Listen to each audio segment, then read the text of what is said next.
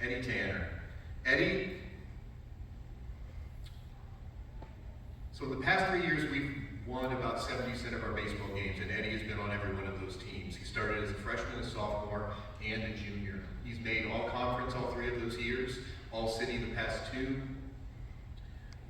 He is five hits shy of the Talawanda school record for hits in a career. He has 92, the record's 97, so he should, knowing how Eddie typically starts out a season, get through with that by the time we're done with our first week.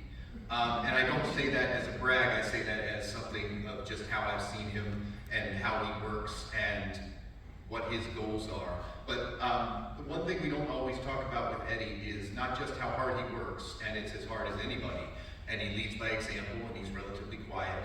It's how much he's willing to help the other players, regardless of what level they are. Anytime he sees something that he thinks he needs to address an issue, whether it's on the field, how they're holding themselves in terms of their body language, but also in the cage. One thing we always did last year was it was a fake one, so before anyone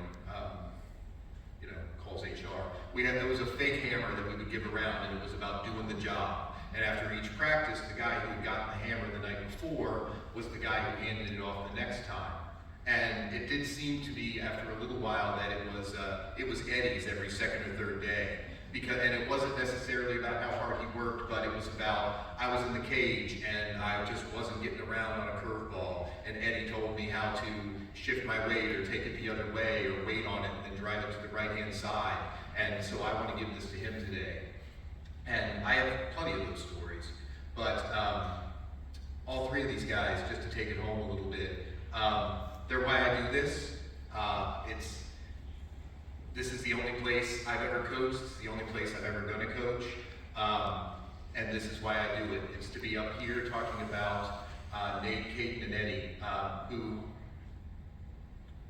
part of me doesn't want to believe, but I'm so excited to see where they're going. Thank you guys. You make this a pleasure.